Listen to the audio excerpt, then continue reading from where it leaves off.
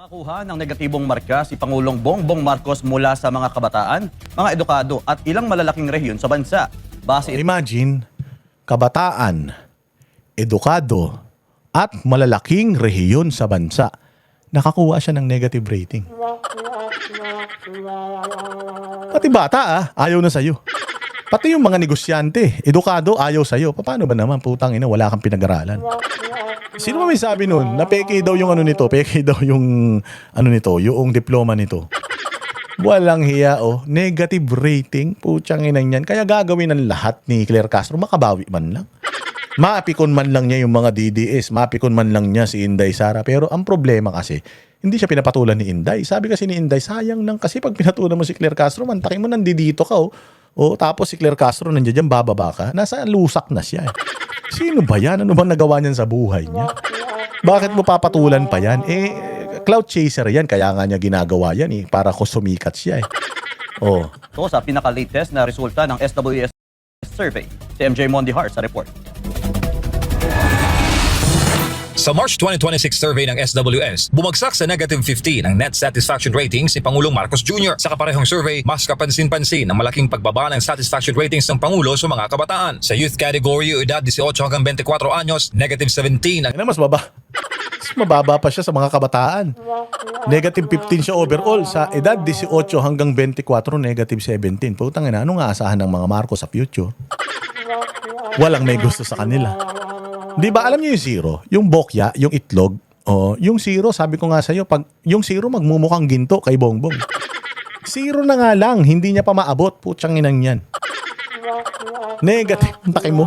Alam mo yung bangkay, yung patay, 6 feet lang yan. 6 feet under lang yan.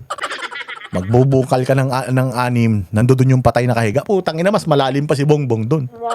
Doble. Kasi pag dinoble mo yung 12 mantakin mo siya, 15. Mas malalim pa siya kaysa sa libingan. Paano makakabangon yan? Tapos 2 taon na lang. Putang ina yan. Bongbong, mahiya ka sa sarili mo. Alam mo kung ako sa'yo, Bongbong, ngayon pa lang. Ngayon pala, lumayas ka na, bumalik ka na sa mattress ng nanay mo. Sa mattress ni Imelda, bumalik ka na ron. Putang ina, baka sakali mabuo pa yung pag bumalik ka sa sa mattress ng nanay mo, baka sakali yung utak mo mabuo pa. Palagi ko hindi talaga nag-develop yan net satisfaction rating ng Pangulo. 44% ng sektor ang dissatisfied sa performance nito. Sa intermediate youth o edad 25 hanggang 34. Ito matindi. 25 to 34, negative 40. Putang ina, sinong bumoboto kay Bongbong? Sino lang boboto kay Bongbong dyan? 18 to 25. Pucha, negative 17.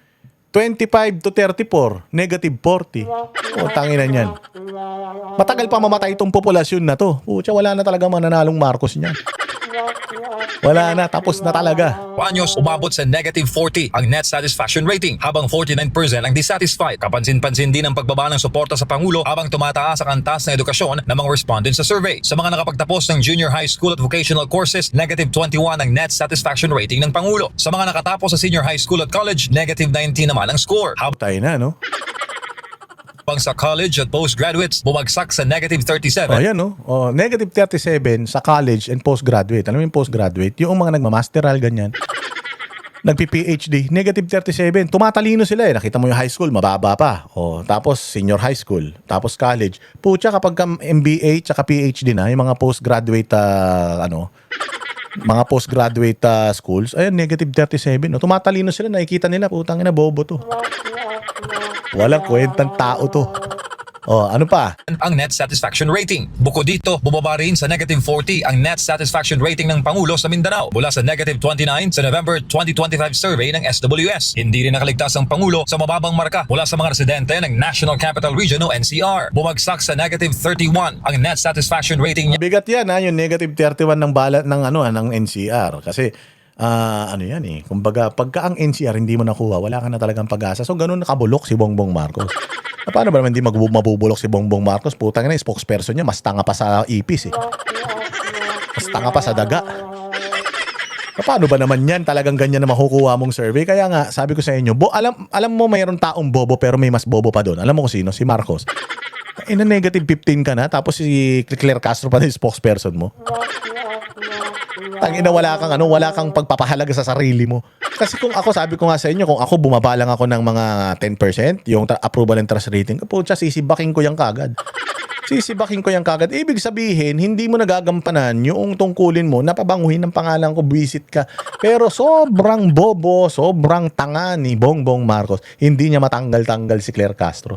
Kasi, mas pipiliin niya na magalit yung taong bayan sa kanya kaysa makipag-away siya, wala naman siyang kwentang tao. Wala naman siyang bayag.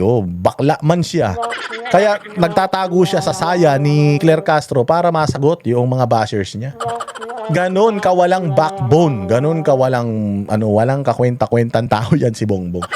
He cannot even stand on his own. Kailangan niya pa ng Claire Castro to fight the bashing, to fight the Duterte supporters, and to fight Inday Sara Duterte. Kailangan niya pa ng cheering squad. Tapos ang matindi nun, pucha yan, yung kinuha niya pa na sana lalaban doon sa mga nabanggit ko kanina, tangina, hindi pa nakakasugat. Walang kakwenta-kwenta. Sa Metro Manila kumpara sa -17 noong nakaraang taon. Nauna nang sinabi ng Malacanang na hindi nababahala ang Pangulo kahit negatibo ang resulta ng mga survey. Pero ayon kay dating Congressman Mike Defensor, nakababahala ang patuloy na pagbaba ng tiwala ng publiko sa Pangulo. Yes, because nakakabahala yan. Well, hindi naman ako nagulat, pero nakakabahala yan. Why? Kasi kung dito sa bayan mong Pilipinas, -15. Kung dito sa Pilipinas, hindi mo makumbinsi yung mga tao na mahusay ka, na nagtatrabaho ka. What more yung mga investors na mga matatalino sa ibang bansa? Yung sinasabi mong investor sa Japan, investor sa US, investor sa ganito, investor sa ganyan. Lahat yan, tinatarantado ka lang. Bakit? Tangina, alam nila wala kang kapasidad. Alam nila yun. The moment na makausap ka nila, makita nila yung mga bulok mong mga ngipin, nagdudugo mong mga gilagid, at yung pautal-utal mo at pasinghot-singhot mo. Sabi ko nga sa inyo, nung nagpunta siya sa Japan, nantakin mo, kinaharap niya yung yung emperor ng Japan, putang ina, nakasalamin siya. Putang ina, pambabastos yun.